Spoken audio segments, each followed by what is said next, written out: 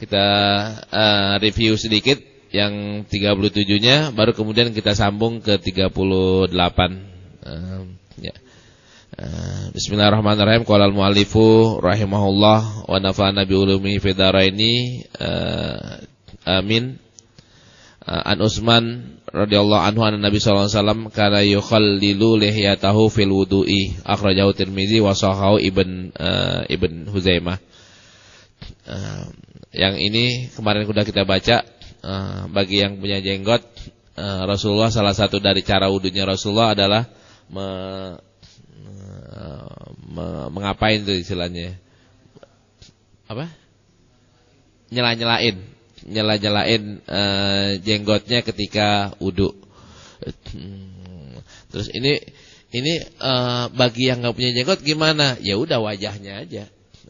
Wajahnya dibasuh. Bagi yang punya jenggot, maka ada tambahan amalan, yaitu menyela-nyelahin jenggotnya.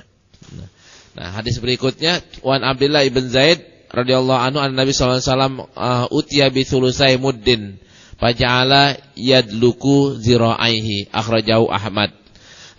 Ini yang bab yang ke hadis yang ke-38 soal ini. Soal wudu pakai airnya berapa? Pakai airnya di riwayat yang lainnya kan Rasulullah wudu cuman pakai 1 mud. 1 mud. Nah, yang ini Rasulullah dikasih wisulusai muddin. Nah, dengan 2/3 mud. Terus Rasulullah menggunakannya buat nyuci tangannya, ya dulu kuziraihi. Ya, tangannya di bukannya cuman disiramin, akan tapi digosok-gosok ya.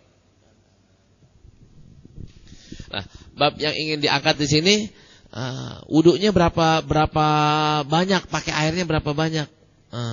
Ini bisulusai muddin. Di riwayat yang lainnya pakai 1 mud cukup. Tinggal kita ngitung. Kalau misalnya kita dihitung tuh wudu yang kita pakai, ukurannya berapa, Ustaz? Mungkin 10 mud, mungkin 20 mud. Karena kita mau protes ya.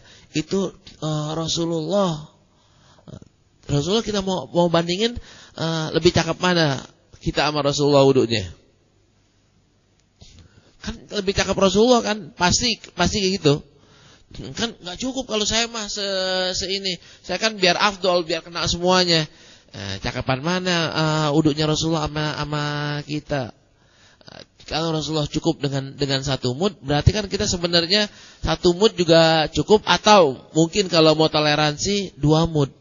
Tapi kebanyakan kita wudunya mungkin pakai 10 mud. Nah, berarti ini kan udah berlebihan. Wah, kan Ustaz ngomongnya kan beda, Ustaz. Ini Indonesia, yang sana ngomongnya di Arab. Itu susah air, Indonesia mah gampang banget. Apa jawabannya? Di satu saat Rasulullah tanya, kalau saya wudunya di sungai, boleh gak saya berlebihan? Gak boleh. Di sungai kurang apa, Ustaz? Kurang air gimana? Kalau kita mau bilang kondisional, kan nggak kurang. Permasalahannya kan tabzir ya, mubazir. Mubazir itu kenal kaya miskin nggak sih? Kalau kita kaya mah boleh mubazir sedikit, tapi kalau masih miskin jangan mubazir. Apakah begitu? Kan enggak ya. Ketika kita kaya juga makanan kita disuruh taker, ketika miskin apalagi makanannya disuruh naker. Terus kan daya kemampuan kita kan beda. Kan ngomongnya kayak begitu. Sama, nahar itu kemampuannya beda gak sama sumur? Kan beda. Tapi kok kenapa di sana dilarang, di sini juga dilarang? Ini air sungai, ternyata kan kata orang-orang IPA ya, kemarin yang tadi pagi itu kan sama Profesor Thomas, kan beliau bilang dunia ini nggak nambah-nambah, semua isinya segitu-gitu juga. Yang uap jadi air lagi, yang air jadi uap, yang ini jadi ini, yang ini jadi ini. Kan cuma muter kan. Muter, tinggal nanti penggunaannya aja. Ini berubah jadi apa, ini berubah jadi apa. Nggak nambah dan nggak kurang. Dunia itu tetap. Nah kita ninggalin nggak buat orang besok. Terus kalau umpamanya dalam kehidupan sehari-hari, kita rezekinya banyak, kita punya duit lah. Ustaz, saya mah kelasnya sekarang bukan warteg lagi, saya udah mampu kok untuk di restoran, bukan Padang lagi, akan tapi mampu kok ke resto atau ke kafe. Bahasa tasawufnya, ke kafe ngabisin berapa? Sekali makan kalau untuk umpamanya berdua bertiga 1 juta, di Padang habis berapa? 100.000, 200.000 kan? Maka hitungan tasawufnya adalah lu makan aja di Padang, 800.000-nya lu sedekahin. Kenyangnya sama, enaknya sama. Bedanya apaan? Gengsinya doang beda. Gengsinya adalah ini restoran, pakai dibukain pintunya, pakai dikasihin serbet buat. Kalau di Padang kagak. Jawaban orang Betawi kan enak. Enakan di ini boleh angkat kaki. Kalau di situ kan nggak boleh angkat kaki. Nah, jadi seleranya beda-beda. Yang banyak menghantui kita atau banyak merusak kita adalah gengsi. Gengsi Islami nggak? Enggak. Gengsi kan riya kan, sum'ah. Sum'ah itu kan hal yang dilarang. Nah kita mainannya sum'ah.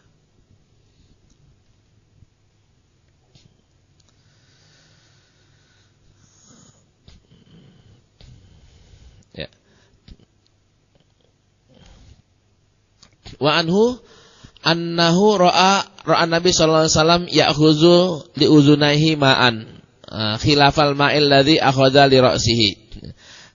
Akhrajahul Baihaqi wa qala isnaduhu sahih wa sahahu Tirmidzi aidan wa huwa inda Muslim min hadal wajh bilafz wa masabi ra'si bima'in ghairi fadli yadayhi wa huwal mahfuz. Di hadis yang sebelumnya kita baca, maaf saya terjemahin dulu.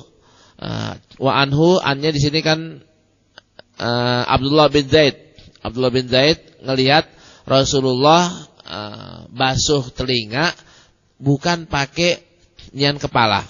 Jadi airnya beda. Air buat rambut, buat rambut ya, buat kepala tersendiri, buat kuping tersendiri. Riwayat yang kita udah baca, nomornya saya lupa nomor berapa? Nomor berapa? Yang nyambung antara kepala dengan kuping. Terus ini jadi yang gimana nih? Yang benar kita basuh kuping itu pakai air yang sama dengan rambut atau yang terpisah? Hadis yang terpisah ini ternyata akhrajahul Baihaqi wa qala sahih. Lafadznya di Muslim juga isyaratnya sama, juga sahih. Yang benar mana? Yang dulu juga benar. Jawabannya adalah Rasulullah pakai dua versi. Versi yang itu benar, versi yang ini benar. Kalau kita ngelihat lagi orangnya ya, Abdullah bin Zaid ini di riwayat Imam Bukhari tentang sholat berapa kali, insyaallah nanti ada. Beliau ceritanya berapa kali? Sekali. Yang nyeritain Rasulullah sholat wudunya sekali-sekali siapa? Abdullah bin Zaid. Hadisnya sahih atau enggak? Ada di Sahih Bukhari.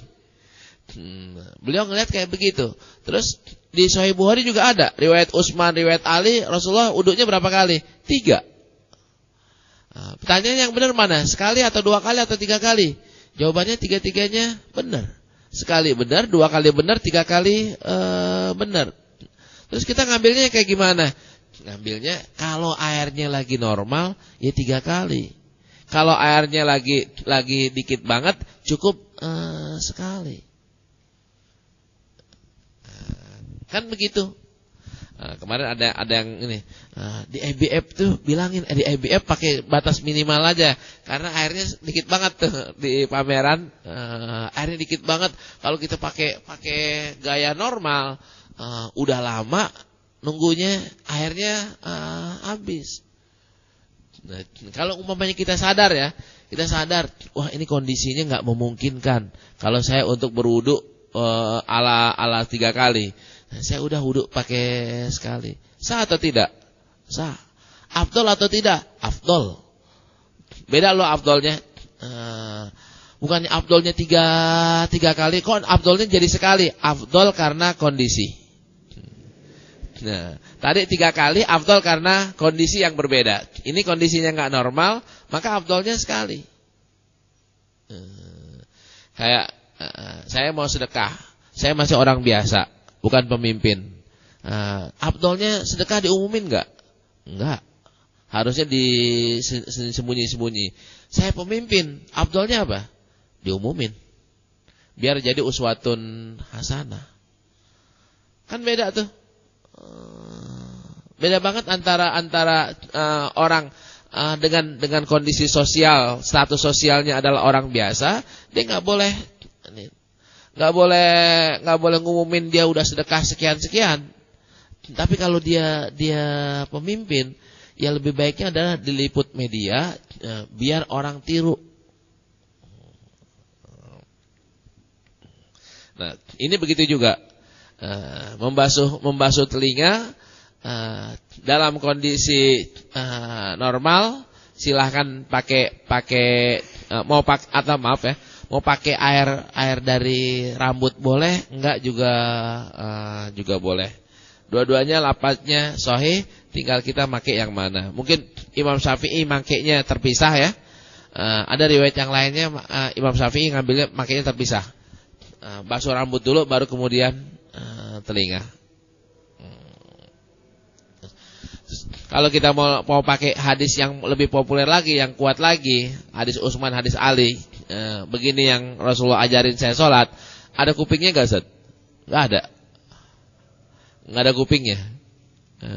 Nah ini kupingnya Zaid ngeliat Rasulullah basuh pakai kuping. Rasulullah 3 kali gak pakai kuping. Ini mana yang benar? Lagi-lagi yang kayak begini nih Rasulullah melakukannya pakai 2 model atau 3 model. Nah, kalau itu di sumbernya Rasulullah, maka model apapun juga yang dilakukan Rasulullah adalah benar. Nah, cumannya gini Ustaz, kalau umpamanya kita mau pindah-pindah kadang-kadang ini kita pakai reason, pakai alasan. Jangan sekarang 1, besok 2, tapi 2-nya saat biasanya 3, tahu-tahu 1 tanpa alasan. Cuman ganti gaya doang gitu. Nah, ganti gaya ini bukannya alasan. Ambil 1 aja. 3 udah 3 terus 3. Dalam kondisi tertentu jangan ragu untuk melakukan 1. Nah, kita ngambil 3-nya alasannya apaan? Kalau saya pribadi ya, ambil alasan 3, riwayatnya lebih kuat. Lebih kuat secara makna, bukan secara riwayat. Kalau riwayatnya kan sama-sama sahih. Apakah sahih itu sama? Kan enggak.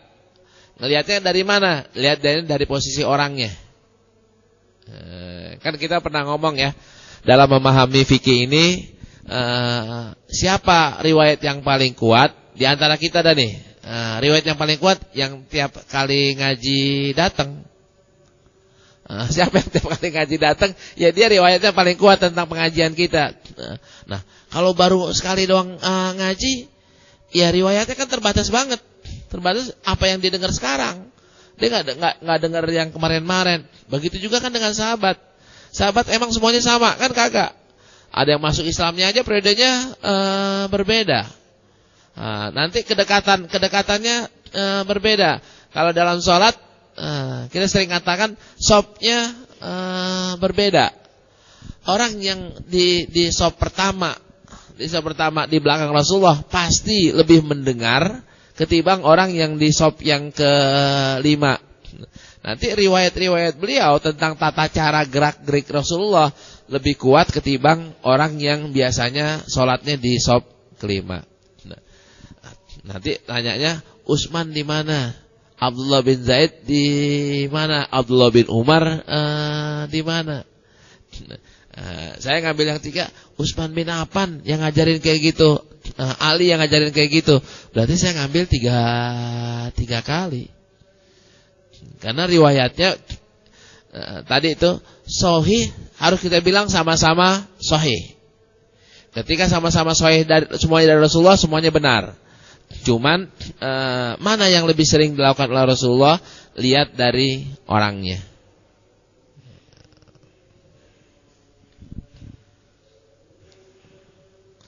Nah,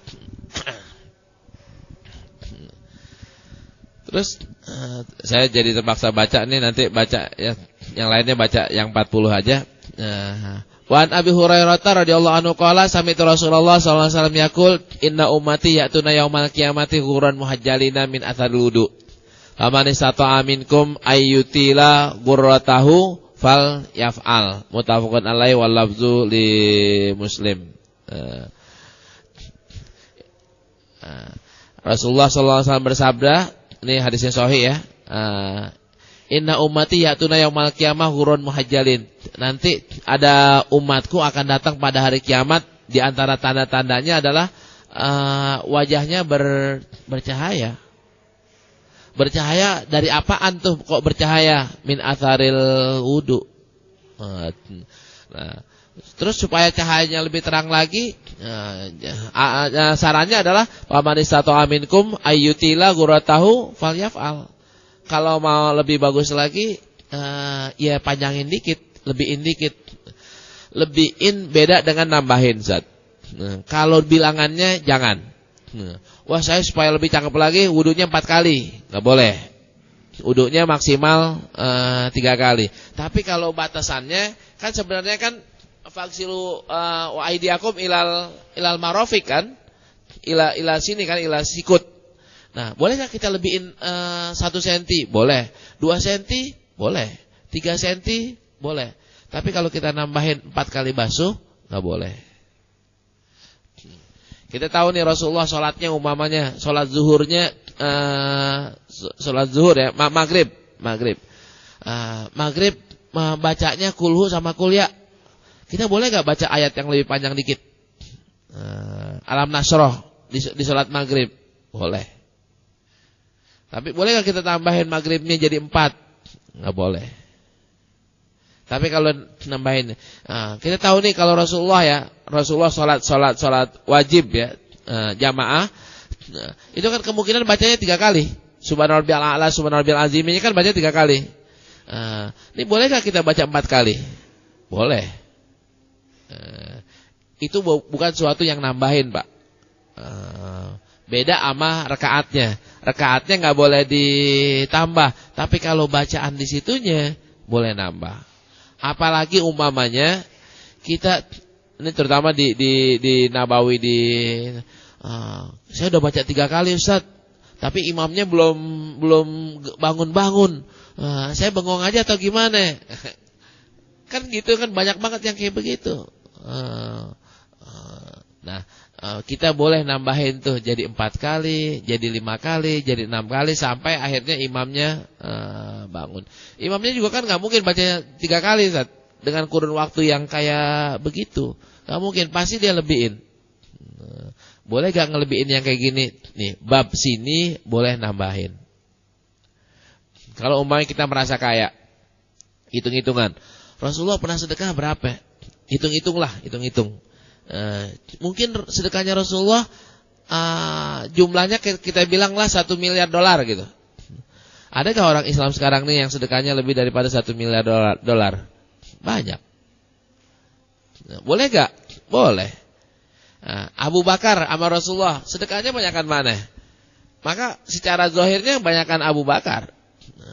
Nanti Abdurrahman bin Auf sedekahnya banyakkan mana sama Abu Bakar sama Rasulullah? Secara bilangan uangnya, saya meyakini Abdurrahman bin Auf lebih daripada, pertama usianya sudah panjang, yang kedua kondisi sosialnya sudah berubah. Rasulullah hidup tahu sendiri, enak nyaman itu tahun ke-7 Hijriah kan, Nah, perang Khaybar baru hidup Rasulullah secara ekonomi lebih baik. Aisyah cerita, kami baru makan daging itu setelah perang Khaybar. Baru sering makan daging setelah perang Khaybar. Sebelum perang Khaybar, kami makannya banyakannya adalah 2 yang hitam. Nah, korma sama air. Korma sama air doang yang seringannya. Kalau setelah itu baru dah agak seringan makan dagingnya. Berarti kan juga sedekahnya kan masih sedikit, Ustaz. Beda dengan Abdurrahman bin Auf. Zaman Umar kekuasaannya udah gede. Kufah udah banyak. Anas bin Malik udah punya kebun selebar-lebarnya. Nah, walhasil untuk hal yang tertentu kita boleh nambah dari rumah dari Rasulullah SAW. Contoh yang paling pas jawabannya iya. Gedean mana rumah kita sama rumah Rasulullah? Gedean rumah kita. Tebelan mana kasurnya kita sama kasurnya Rasulullah? Itu tebelan kita.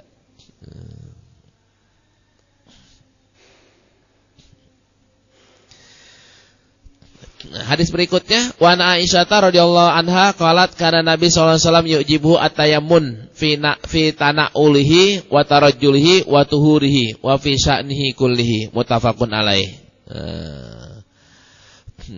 Aisyah bercerita bahwa Rasulullah sallallahu alaihi wasallam senang banget untuk memulai segala sesuatunya dengan kanan. Fi tanaulihi, waktu pakai sendal, wa tarajjulihi, waktu pakai sepatu, wa tuhurihi, pakai waktu wudu ya, waktu wudu, wa fi sya'ni kullihi, waktu makan, waktu tidur, waktu macam-macam pakai baju, semuanya dimulainya dengan bagian kanan, termasuk waktu mandinya. Bapak-bapak dan ibu-ibu sekalian, di sini saya ngelihat kelemahannya Ibn Hajar. Urutannya kurang rapi ya. Kurang rapi. Hadis satu dibalik lagi sekalipun bab besarnya sama. Nah, kok begini?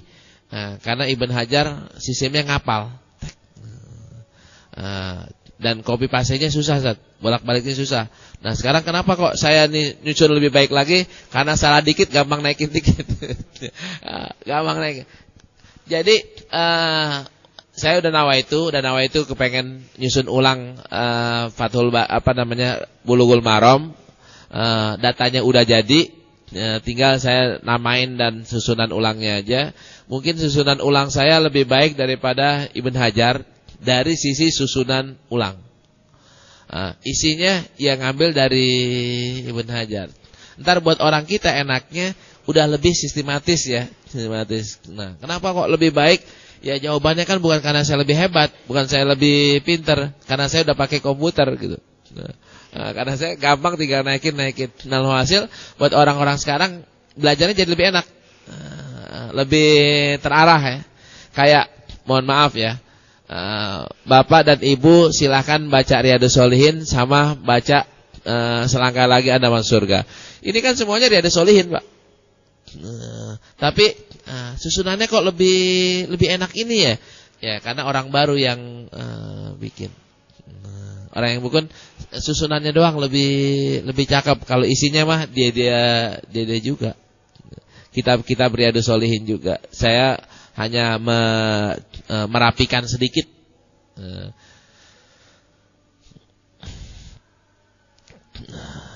Nah, mudah-mudahan ini banyak dibaca orang. Saya udah minta banget sama penerbitnya, Ustadz, tolong jangan dimahal-mahalin. Yang antum masuk untung aja dah. Masuk untung. Kemarin kita diskusi soal harganya. Harganya berapa? Ini hak antum, tapi tolong. Akhirnya dia ngambil, ya Ustadz, saya tidak banyak komersil di sini. Saya coba harganya di bawah yang biasa saya ngargain. Karena permintaan saya kayak begitu. Harganya jadi 110 ya. Di Al-Mahira 110, di pameran diskon 20%. 88.000. Nah, mau ngasih hadiah kepada orang yang paling kita sayangi, hadiahnya selangkah lagi Anda masuk surga. Kemarin waktu pembukaan, waktu rapat sama penerbit, orang kaget. Ustaz, judulnya cakep banget, inspirasinya dari mana? Selangkah lagi Anda masuk surga. Dari Imam Nawawi. Dari hadis al-jannatu aqrabu ila ahadikum min syiraki na'lih. Inspirasinya dari situ. Ya. Saya lewat buku ini ini saya anggap ada yang kurang, kata-kata Riyadhus Shalihin di depan kurang, di belakang disebutin. Tapi di belakang harusnya kalau ngelihat dari sini kan ada kata-kata bukan ya. Ada kata-kata kajian tematis kitab Riyadhus Shalihin. Ini di sini saya nggak disebutin. Jadi seolah-olah buku ini terlepas dari kitab Riyadhus Shalihin dari sisi judul. Di sisi dalam di kata pengantar saya jelasin bahwa ini bagian dari susunan ulang kitab Riyadhus Shalihin.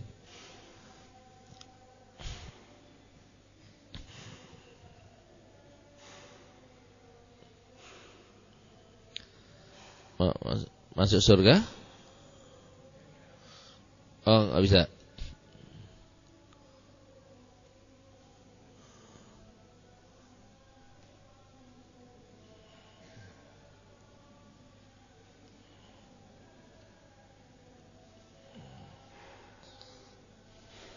Ya, dari ini nih hadisnya.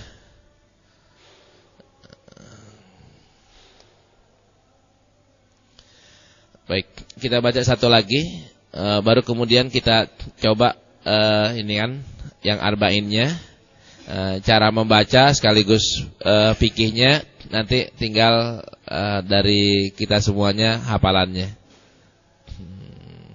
Ya, boleh diambil Pak Heru, boleh nanti dibagiin.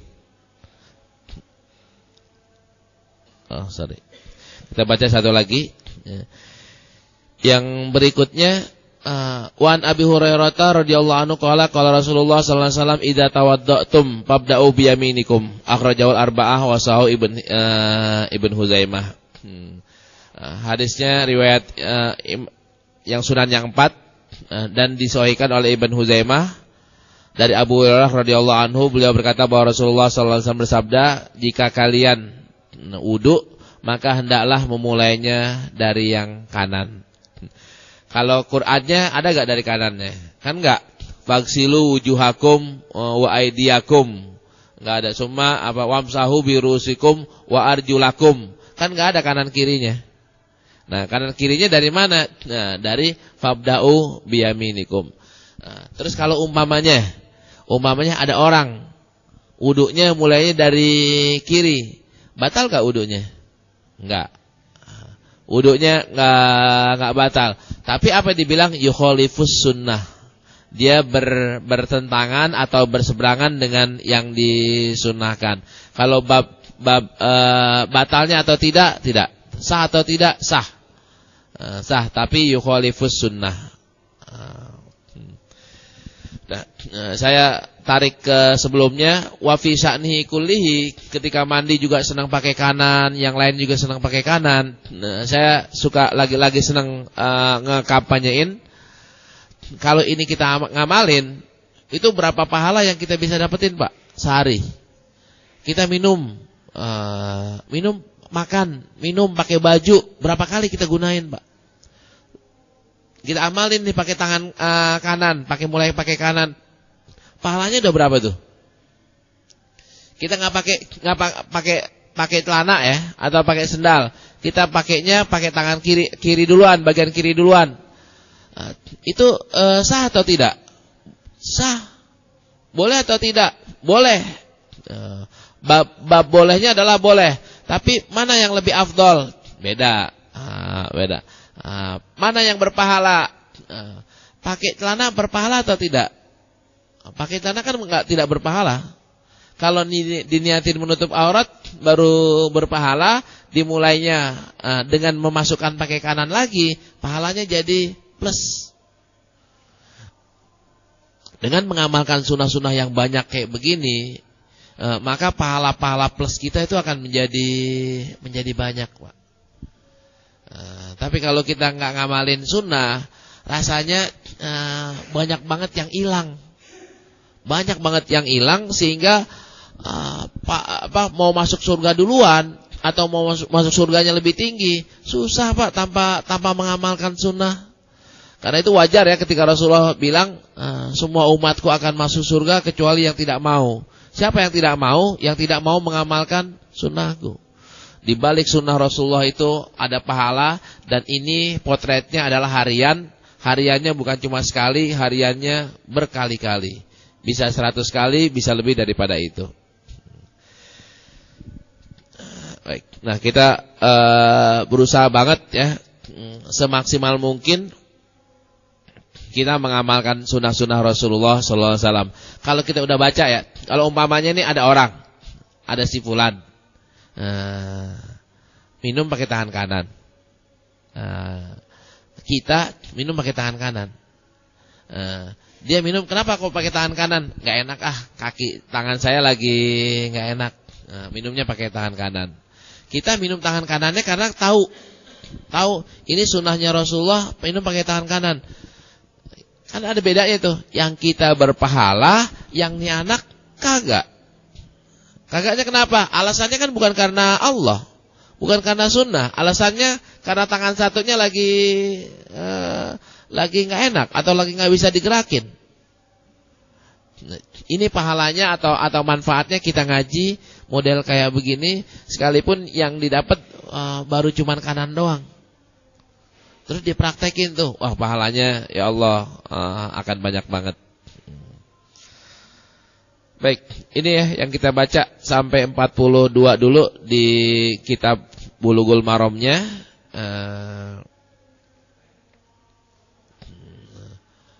Ya, ada pertanyaan, satu pertanyaan aja dari Bulughul Maram.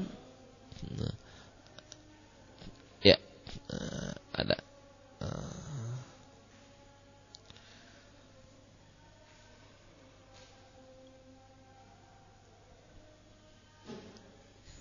Ya, Assalamualaikum warahmatullahi wabarakatuh. Waalaikumsalam. Tentang wudu tadi ada yang pakai telinga atau kuping. Masalahnya saya pernah diajarin kalau wudu itu harus tertib gitu kan. Tapi nggak tahu ada hadisnya enggak. Terus ketika tertib kan berarti yang wajib tuh sudah ada semua ketika mulai dari basuh muka. Nah, ketika sudah masuk kepala itu kan kalau di Qur'annya tertibnya harusnya langsung kaki kan. Nah, kalau di sela-selain dengan yang sunnah lagi, tadi yang sunnah kan ya, sila yang kalau yang pakai kuping itu apa termasuk bukan tertib itu maksudnya. Iya. Baik. Nah, kan ini aja kan nggak ada di Quran, Zat. Kalau kita mulainya, kenapa nggak ini diakhirin aja? Cuci tangannya diakhirin, kumurnya diakhirin, madmadah sama istinsaknya diakhirin. Kita ngamalin dulu Quran, faksilu dulu, faksilu wujuhakum dulu. Maka kan jawabannya Rasulullah ngelakuin kayak begini, maka kita udah ngikutin aja. Karena yang kita ngikutin adalah Rasulullah Sallallahu Alaihi Wasallam. Rasulullah kupingnya itu habis basuh kepala, maka kita ngikutin basuh kupingnya pun habis kepala. Nah, ini yang pertama. Soal tertib, Abu Hanifah bilang nggak ada tuh yang wajib tertib. Mana tertibnya? Kalimatnya faghsilu wujuhakum wa aydiyakum. Wa aydiyakum ilal marafiqi wamsahu biruusikum. Perintahnya pakai apa? Pakai wa kan? Pakai wa. Kan berarti kan nggak ada wa itu kan la yufidu tartib. Wa itu nggak bermakna tertib. Berarti kata Abu Hanifah nggak tertib juga nggak apa-apa. Imam Syafi'i lebih hati-hati. Imam Syafi'i ini nggak yufidu tartib, tapi kelihatannya tertib. Dan Rasulullah juga nggak ada riwayat ngajarin orang wudhunya bolak-balik ya. Kaki dulu, ini dulu, baru akhirnya. Nggak ada. Semua riwayatnya adalah urutannya kayak begitu. Maka disimpulkanlah bahwa wudhu itu harus tertib. Secara tekstual, syarat wudhu harus tertib, nggak ada. Secara Quran nggak ada, secara hadis juga nggak ada. Imam Syafi'i ngambilnya dari Zohirud Nas, zohirnya teks, sama amaliyahnya Rasulullah yang nggak pernah terbalik ya, selalu kayak begitu. Maka Imam Syafi'i, di mana letak kelemahannya pendapat yang harus tertib? Kelemahannya ada di mandi. Di mandi. Di hadis mandi. Hadis mandinya Rasulullah kan riwayatnya kuat ya. Aisyah, Ummu Salamah, Hafsah, karena cuma mereka doang yang bisa ngeriwayatin mandinya Rasulullah. Rasulullah mandi kan wudhu dulu nyampe mana? Nyampe basuh kepala. Kakinya kagak. Kakinya udah selesai mandi baru kaki. Ini mau dibilang tertib kayak gimana? Mau nggak dibilang tertib kayak gimana? Kata Imam Syafi'i kan ntar balikannya juga kaki yang terakhir, nggak pala duluan. Tapi kan habis pala dia kemana-mana. Basuh macem-macem, baru udah selesai baru kaki. Terus di fikihnya harus gak wudu itu muasalah, nyambung dari pekerjaan ini ke pekerjaan itu, nggak boleh diselesain. Saya wudu nih, habis basuh muka, ada kopi, minum kopi dulu, terus sambung tangan. Habis tangan ngemil dulu, baru yang lainnya. Sah atau tidak? Kita sekali lagi, ibu-ibu yang baru pertama kali, saya ngeliat banyak yang pertama kali. Kalau beda banget antara kita baca Bulughul Maram sama baca Riyadhus Shalihin. Bulughul Maram kadang-kadang kita harus bersentuhan dengan fikih minimalis, bukan fikih maksimalis. Kalau kita bacanya Riyadhus Shalihin, maka kita ngomongnya soal adalah afdoliyah, mana yang lebih afdol. Kalau ngomong kita bacanya Bulughul Maram, kita mencari titik mana yang paling minimal. Ketika cari titik minimal, perdebatan kayak begini akan terjadi ya. Ini boleh atau tidak? Nah, yang di sini nih jangan sampai merubah kebiasaan kita yang udah bermadzhab Syafi'i jadi pindah. Enggak, maksud saya bukan kayak begitu, tapi kita mau menyadari bahwa ada pendapat yang lain dan itu benar. Itu benar, silahkan mereka ngambil yang sana, kita ngambil yang sini. Udah. Nanti lebih afdol mana? Pertanyaannya lebih afdol mana? Tertib sama tidak tertib? Jawabannya kan pasti lebih baik tertib. Lebih baik mana kita mengikuti zahirul Quran ya, jadi tertib, dengan mengikuti kemungkinan bolehnya nggak tertib. Kan bahasa afdolnya lebih baik tertib, ngikutin urutan yang disebutkan oleh Al-Quran, sekalipun tidak ada makna wajib mengikuti itu. Nah, Imam Syafi'i itu kepengennya cari-cari yang lebih afdol, yang lebih aman. Diwajibinlah ini, diwajibinlah itu, diwajibin tertib, diwajibin nggak boleh pakai ngopi dulu, baru nyambung iniannya. Nanti kan kalau orang mau ngiasin Pak ya, ngiasin. Nah, Rasulullah kalau mandi yang basuh gini-gini itu berapa menit? Berapa menit kan berarti ngamalin yang lain kan. Baru kemudian taruhlah kita bilang Rasulullah mandinya 5 menit. 5 menit kemudian baru basuh kaki. Bahkan Ibn Umar tuh dilap dulu yang lainnya, baru diselain kakinya, baru nyuci kaki. Itu Ibnu Umar kayak begitu. Kita nih Pak, bahasa kita yang masih ilmu fikihnya belum dalam ya. Serega Pak. Sholat naik himar, ngadepnya nggak ngadep kiblat. Bisa seret gak tuh? Kan bawahnya kagak afdol. Bapak sholat di sini aja berasa kagak seret.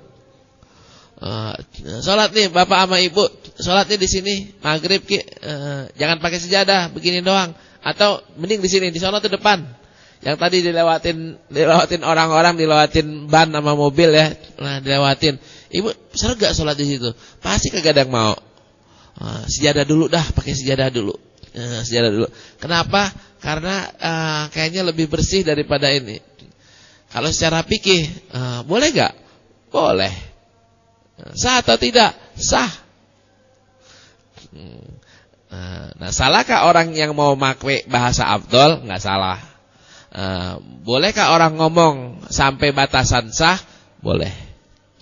Boleh. Sekalipun Imam Abu Hanifah sendiri, wudunya apakah tangan duluan baru muka? Kagak.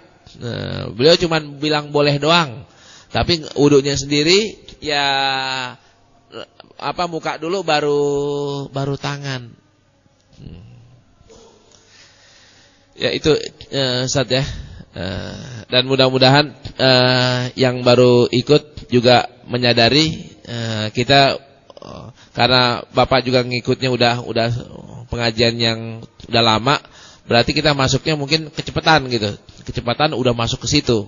Tapi buat yang lama ini udah gak kecepatan. Udah mulai terbiasa dengan afdoliyah dan minimalisnya, sehingga bisa menerima kajian kita dengan tidak salah paham terhadap yang kita kaji.